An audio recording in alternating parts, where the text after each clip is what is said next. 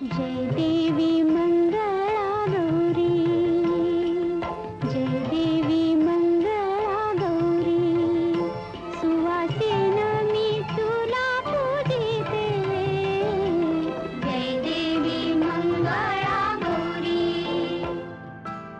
लेखिका नीला महाबळ गोडबोले यांचं माझं मिरज या कथासंग्रहातल्या एका भागाचं अभिवाचन मी आता करते। स्मृतिचित्रे मंगळागौरीची। माझं मिरज छोटं असलं तरी परंपरांना जपणारं। श्रावणाचं आगमन झालं की साऱ्या गावात चैतन्य संचारायचं। श्रावणातल्या आठवड्याचा प्रत्येक दिवस महत्वाचा। श्रावणी सोमवारची शिवामूठ, जीवतीचा श्रावणी शुक्रवार, ह्याला मिरजेत शुक्रवार असं म्हटलं जायचं। शनिवारची शेपूची भाजी आणि भाकरीचं नैवेद्य, शिवाय नागपंचमी, गोकुळाष्टमी, नारळी पौर्णिमा, राखी पौर्णिमा, वार्षिक सत्यनारायण पूजा, हे सगळे श्रावणाचे मानकरी। पण श्रावणाची वाट पाहिली जायची ती मंगळागौरीमुळे। मंगळागौर ही प्रामुख्याने ब्राह्मण जातीमधील परंपरा। महाराष्ट्राप्रमाणेच इतर काही प्रांतातही ती पूजली जाते। उत्तर प्रदेशात मंगळागौरीची देवळेही पाहायला मिळतात। मंगळागौरीची परंपरा नक्की केव्हापासून सुरू झाली हे फारसं कुणालाच माहीत नाही। कोणे एकेकाळी एका मुलीने तिच्या अल्पायुषी पतीसाठी मंगळागौरीचं व्रत केलं व त्यामुळे तिच्या पतीचा अपमृत्यू टळला, असं ही कहाणी सांगते। तेव्हापासून पुरुष प्रधान संस्कृतीत नवऱ्याला दीर्घायुष्य लाभावं म्हणून लग्न झाल्यानंतर बायकोने पहिली 5 वर्ष करायचं हे व्रत। लग्नानंतरची 4 वर्ष मंगळागौरीची पूजा श्रावणातील प्रत्येक मंगळवारी करायची आणि 5व्या वर्षी उद्यापन करायचं। नवऱ्याच्या दीर्घायुष्यासाठी केलेल्या पूजेबरोबरच घरातील सततच्या कामाने कंटाळलेल्या महिलांना थोडी धमाल करण्याची, स्वतःमधील कला सुप्त गुण बाहेर आणण्याची संधी आपल्या संस्कृतीने दिली। मुलाचा किंवा मुलीचा विवाह सोहळा निर्विघ्न पार पडला की आईला किंवा सासूबाईंना वेध लागायचे ते मंगळागौरीचे। नवविवाहित तरुणीचं पहिलं मंगळागौर पूजन सासरी आणि माहेरी दोन्हीकडे उत्साहाने आणि दणक्यात साजरं केलं जायचं। महिनाभर आधीच सासर माहेरच्या मंडळींच्या पत्राद्वारे चर्चांच्या फेऱ्या व्हायच्या। एकादशी, एखादा उपवास, स्वयंपाकीणबाईची उपलब्धता, महिलांच्या मासिक अडचणी असे अडथळ्यांचे डोंगर पार करत करत एकदाचे सासर आणि माहेर असे 2 मंगळवार निश्चित व्हायचे। आषाढाचा शेवट येऊ लागला की गावातील, नात्यातील व शेळ्यांची, ज्यांच्या लग्नाला अजून 5 वर्ष पूर्ण झाली नाहीत अशा विवाहितांची यादी बनवली जायची। त्यांना मंगळागौरीसाठी बुक केलं जायचं। वशिळ्या काही कमी नसायच्या, त्या साधारण घराजवळच्या, ज्यांच्याकडे जेवण जास्त बरं असतं, पूजा वेळेत होते अशाच घराचं आमंत्रण स्वीकारायच्या। भरपूर वशिळ्या पूजेसाठी मिळणं ही त्या कुटुंबासाठी मानाची आणि आनंदाची गोष्ट असायची। गावात अनेक ठिकाणी पूजा होत असल्यानं गुरुजींनाही बुक करून ठेवावं लागायचं। एकाच दिवशी गुरुजींना 3-4 घरी पौरोहित्यासाठी जावं लागे। मग ते प्रत्येक कुटुंबाला एक वेळ देत। त्या दिवशी स्वयंपाकीणबाई ही भलत्याच डिमांडमध्ये असत बरं का। गावात अनेक स्वयंपाकिणी असल्या तरी हाताला चांगली चव असणाऱ्या, मुख्यतः पुरणपोळ्या चांगल्या पातळ जमणाऱ्या, जास्त बडबड न करणाऱ्या, इकडच्या घरातल्या बातम्या तिकडे न करणाऱ्या, चिडचिड न करणाऱ्या, कमी पैसे घेऊन 4 जास्तीची कामे करणाऱ्या, म्हणजे थोडक्यात काय तर आखूड शिंगी आणि बहुदुधी अशा स्वयंपाकीणबाई ठरवल्या जात। एखाद्या निवांत दिवशी घरातला सगळा महिला वर्ग एकत्र जमे आणि मंगळागौरीला कुणाकुणाला बोलवायचं यावर गोलमेज परिषद होईल। त्या भांडखोर जोशणीला कशाला जेवायला, तिला फक्त हळदी कुंकाला बोलवू। रानड्यांच्या सटवीनं आपल्याला रात्रीच्या जागरणालाच बोलावलं होतं फक्त, आपणही तिला तसंच आमंत्रण करू। आपट्यांचं अगदी मोकळ्या हातानं बोलावणं असतं हो। त्यांच्या घरातल्या सगळ्या सुना मुलींना 3ही वेळेला आमंत्रण गेलं पाहिजे। असं करत करत दुपारच्या जेवणाच्या, संध्याकाळच्या हळदी कुंकवाच्या आणि रात्रीच्या फराळाच्या आणि जागरणाच्या आमंत्रणाच्या याद्या तयार होतात। जेवणाचा, हळदी कुंकवाचा आणि रात्रीच्या फराळाचा मेनू निश्चित केला जाईल। नवविवाहित लेकींच्या सासरच्यांनी कुणाकुणाला बोलवायचं याची यादी दिलेली असेल। त्या सर्वांना पत्र जात।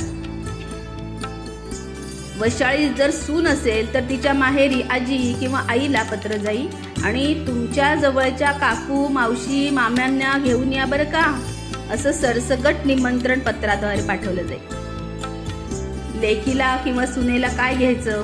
फक्त साडी की एखादा दागिना?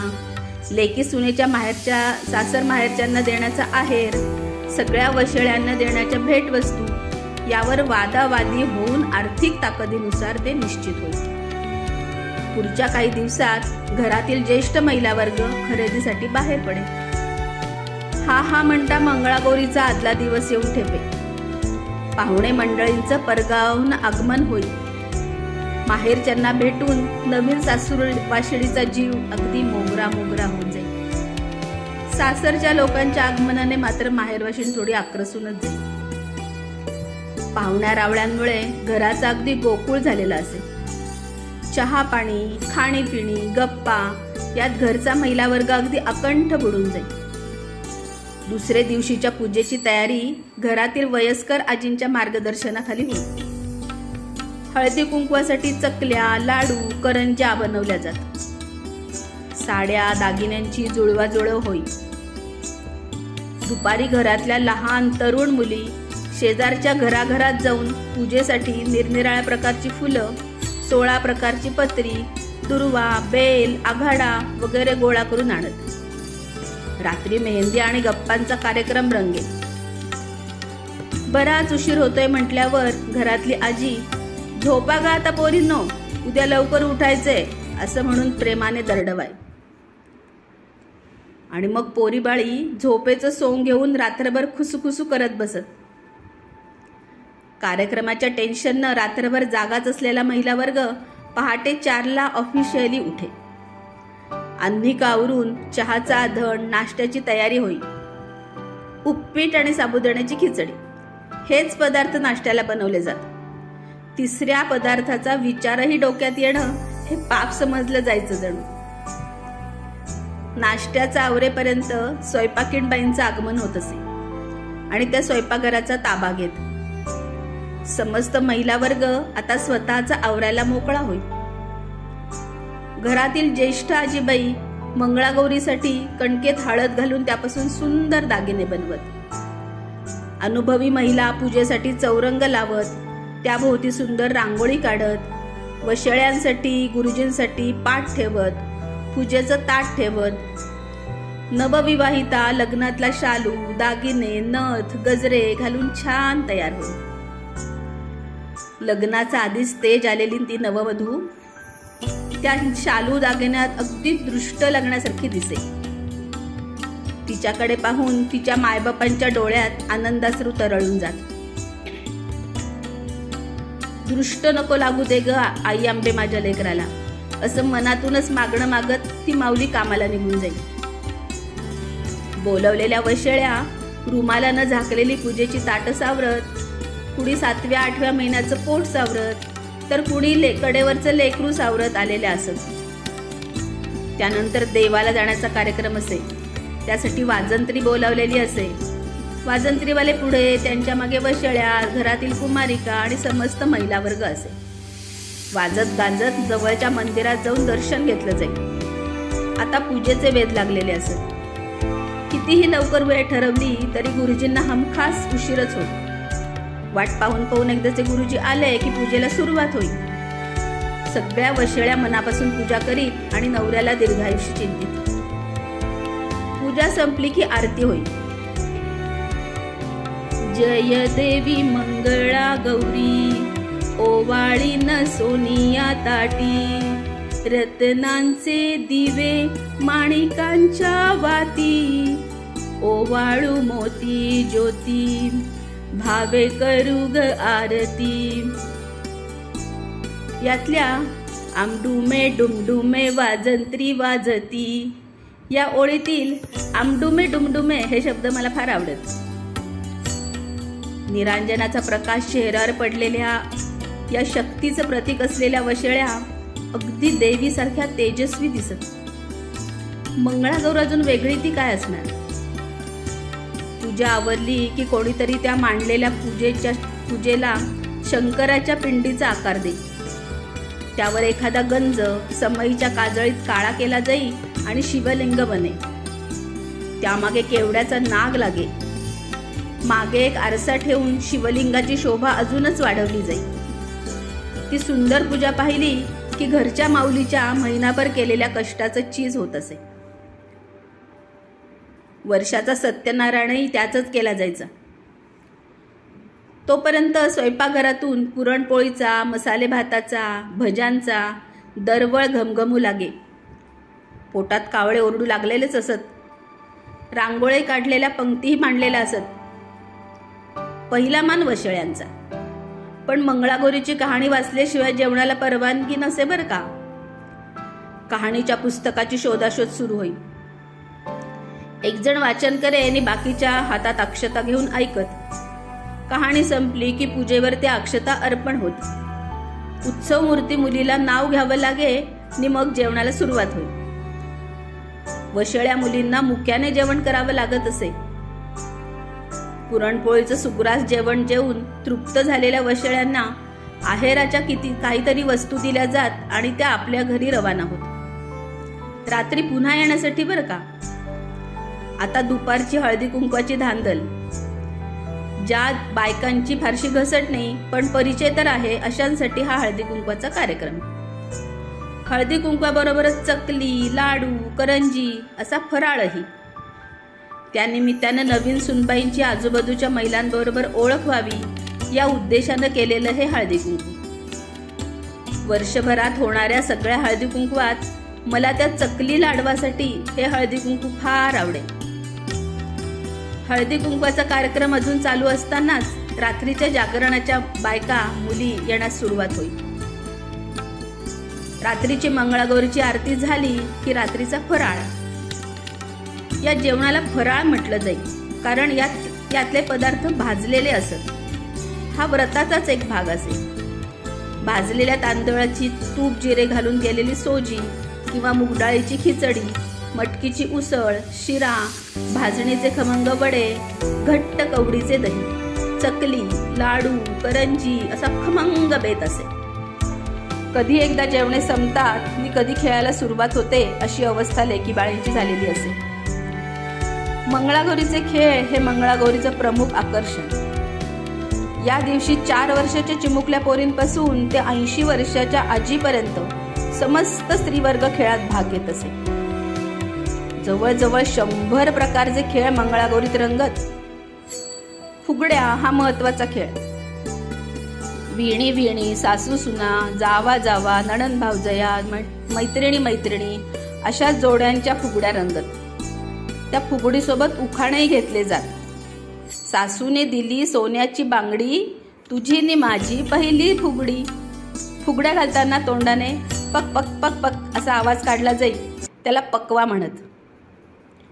2 हातांची, एका हाताची, एका पायाची, बसून फुगडी अशा कितीतरी प्रकारच्या फुगड्या घातल्या जात. अगदी चक्कर येईपर्यंत फुगडी रंगत असे. झिम्मा, पिंगा, कोंबडा, सवतीचं भांडण, गाठोड, अटुशपान, नाचग घुमा, किसबाई किस दोडका किस, आगोट पागोट, आळुंकी साळुंकी, किकीचं पान, माझी आई मोठी की तुझी आई मोठी, सूप घेऊन आई मी येऊ का, नको रे बाळा. नंतर नखुल्याम, काच किरडा, गोफ, धोबी घाट असे कितीतरी गमतीदार खेळ खेळले जात आणि त्याबरोबरच मजेशीर गाणीही म्हटली जात. गोफ विणू बाई गोफ विणू, अर्ध्या रात्री गोफ विणू, गरे घ्या गरे पोटाला बरे, न खाईल त्याची म्हातारी मरे, मेलीत मेली कटकट गेली, उद्या मरायची ती आजच मेली, गोफ विणू बाई गोफ विणू. या गाण्यावर गोफ खेळला जाईल. हातात उलट सूप घेऊन आई मी येऊ का, नको रे बाळा. बाजारात जाईन, बेळपुरी खाईन, कागद तुला देईन, चालेल तुला, चालेल मला, आई मी येऊ का, नको रे बाळा, आई मी येऊ, नको रे बाळा. अशी आई आणि बाळाची मजेशीर प्रश्नोत्तर चालत. नाच ग घुमा कशी मी नाचू, नाच ग घुमा कशी मी नाचू. या गावचा त्या गावचा, शिंपी नाही आला, जंपर नाही मला, कशी मी नाचू, नाच ग गुमा, असा फेर धरून नववधूला त्या गोलात नाचवलं जाईल. उखाणा घेतल्याशिवाय तिची फेरातून सुटका होत नसे. मग तीही गळ्यातल्या लाडक्या मंगळसूत्राच्या वाट्यांशी चाळा करत, लाजत, मुरडत नाव घे. नाजूक करंजा ठेवल्या चांदीच्या ताटात, टिंब रावांचं नाव घेते सासर माहेरच्या मेळ्यात. वा वा वा वा म्हणून टाळ्या वाजल्या की तिला अगदी गड सर केल्याचं समाधान मिळेल. मग त्या नववधूची आई चांदीच्या ताटामागे चंदनाचा पाठ, टिंब रावांचं नाव घेते, विहीणबाईंनी केला अंजूच्या मंगळागौरीचा थाट, असा उखाणा घेऊन मुलीच्या सासूबाईंचं मन जिंकायचा प्रयत्न करे. माझ्या पाटल्या घेतल्यास काग काग काग काग असं म्हणत हातातील लाटणी एकमेकांवर आपटून जोरदार सवतीचं भांडण होईल. सर्व नात्यांचा उद्धार त्या खेळातून होईल. राग, लोभ, हेवे दावे बाहेर निघून त्यांचा निचरा होत असे आणि पुन्हा निरभ्र मनानं साऱ्या नात्यांची नव्याने सुरुवात होत असे. एखाद्या वयस्कर आजीबाई कटवटकणा किंवा गाठोडं घालून सगळ्या महिला वर्गाला तोंडात बोट घालायला लावत आणि पुढचे कित्येक दिवस याच आजीबाईंचं कौतुक चालेल. एखादी सुस्वरूप लग्नाच्या वयाची कुमारिका गोड आवाजात गाणं गाईल. मुलाच्या लग्नासाठी उत्सुक असलेल्या माता सुनेच्या रूपात तिला पाहत.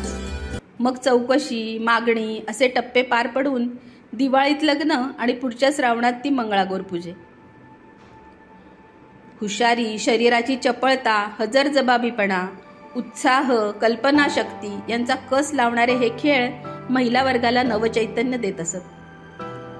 पुरुषांना या खेळात प्रवेश नसे, पण कुठल्या तरी खिडकीतून, झरोक्यातून नववधूचा लाडका नवरा आपल्या सुडौल पत्नीकडे ती मनमुराद खेळताना, हसताना चोरून चोरून पाहत असे आणि त्याच्या मनातला मनमोरही थुई नाचत असे.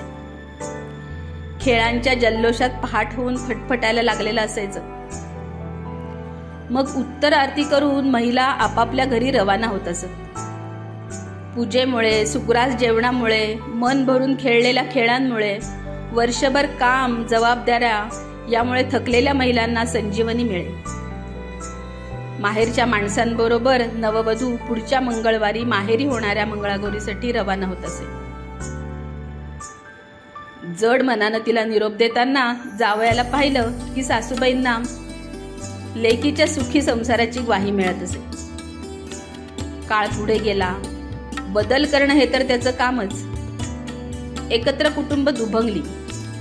मोठ्या घरांची छोटी घरं झाली. माणसांचं स्वातंत्र्य वाढलं, पण माणूसबळ मात्र घटलं. लहान घरात मंगळागौर करणं अवघड पडू लागलं. मिरजेच्या कार्यालयांनी ही समस्या ओळखून कार्यालयात मंगळागौरीची सेवा देण्यास सुरुवात केली. घरच्या ऐवजी कार्यालयात मंगळागौरी होऊ लागल्या.